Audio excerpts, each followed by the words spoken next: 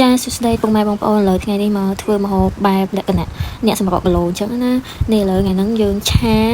តៅហ៊ូជាមួយសណ្តែកហើយនឹងកញ្ឆាយអញ្ចឹងឥឡូវខ្ញុំជីនតៅហ៊ូជាមួយខ្លាញ់ឲ្យវារាងក្រហមតិចសិនអញ្ចឹងណាឥឡូវដាក់តៅហ៊ូចូលសិនហើយតៅហ៊ូហ្នឹងក៏ដាក់តិចដែរព្រោះដោយសារខ្ញុំមានសាច់គោព្រោះដោយសារខ្ញុំទៅហាត់ប្រាណនិយាយទៅហាត់ប្រាណរត់តាមម៉ាស៊ីនអីតិចតួចខ្លួនឯងអត់មាន trainer អីអញ្ចឹងខ្ញុំត្រូវការញ៉ាំសាច់ខ្លះតិចដែរអញ្ចឹងឥឡូវតៅហ៊ូខ្ញុំវារៀងក្រៀមហើយអញ្ចឹងខ្ញុំអាចដាក់កញ្ឆាយចូលបានហើយឥឡូវយើងដាក់កញ្ឆាយចូលហើយនិយាយទៅអត់ធ្វើច្រើនទេព្រោះយើងញ៉ាំតែម្នាក់ឯងអញ្ចឹងណាហើយយើងដាក់កញ្ឆាយប៉ុណ្្នឹងទៅហើយបន្ទាប់មកចាំយើងដាក់សណ្តែកយើងតាមក្រោយមកហើយសណ្តែកហ្នឹងក៏ដាក់អត់ច្រើនដែរដាក់មកល្មមសពូនហើយយើងក៏ថែមគ្រឿងហើយគ្រឿងខ្ញុំដូចខ្ញុំនិយាយអញ្ចឹងខ្ញុំអត់សូវញ៉ាំផ្អែមឬប្រៃពេកទេគឺញ៉ាំឡែមសាបអញ្ចឹងដោយសារតែយើងចង់សម្រក់គីឡូហើយយើងញ៉ាំដៃអឺតអញ្ចឹងហើយនឹងខ្ញុំដាក់ទឹកស្អៀវមានម្រេចហើយដាក់ម្សៅស៊ុបខ្នុរបន្តិចទៅហើយមួយទៀតខ្ញុំដាក់ប្រេងខ្យងអញ្ចឹងប្រេងខ្យងខ្ញុំក៏ដាក់តែបន្តិចដែរព្រោះខ្ញុំអត់ដាក់ច្រើនទេដូចខ្ញុំនិយាយអញ្ចឹងឥឡូវម្សៅស៊ុបខ្នុរខ្ញុំដាក់បន្តិចតែប៉ុណ្្នឹង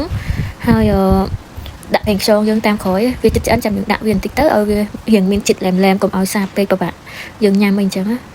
ឃើញដូចខ្ញុំដាក់អញ្ចឹងខ្ញុំដាក់តែបន្តិចហ្នឹងឯងអត់ដាក់ច្រើនទេព្រោះខ្លាចធាត់លើដើមអញ្ចឹងហើយ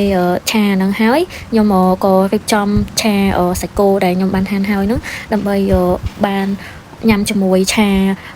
សណ្តែកបដូរជាមួយកញ្ឆាយជាមួយតៅហ៊ូហ្នឹងហើយសាច់គោខ្ញុំក៏ប្រហែលបន្តិចដែរហ្នឹងអត់ច្រើនទេព្រោះអត់ញ៉ាំសាច់ច្រើនដែរនិយាយទៅធ្វើម៉េចឲ្យតែវាមានជាតិសាច់ខ្លះមានអីខ្លះអញ្ចឹងណាឥឡូវខ្ញុំដាក់ទឹកស្អៀវចូលហើយដាក់តែម្រេចទេតែប៉ុណ្ណឹងគឺរួចរាល់សម្រាប់ខ្ញុំព្រោះដូចខ្ញុំនិយាយអញ្ចឹងរាល់ម្ហូបដែលខ្ញុំធ្វើឥឡូវគឺសាបទាំងអស់អត់មានរសជាតិប្រៃដិតអីទេព្រោះយើងត្រូវថែសុខភាពយើងពីឥឡូវដែរអញ្ចឹងណាហើយឥឡូវសាច់គោខ្ញុំក៏ចិត្តឆ្អិនដែរយើងកូរវាបន្តិចមកឥឡូវម្ហូបយើងក៏បានឆ្អិនរួចរាល់ឥឡូវបានមួយចានហ្នឹងហើយជាមួយផ្លែឈើមាន cherry ហើយនិងផ្លែព្រួនហ្នឹងហើយវីដេអូខ្ញុំមានតែប៉ុណ្្នឹងទេអរគុណច្រើន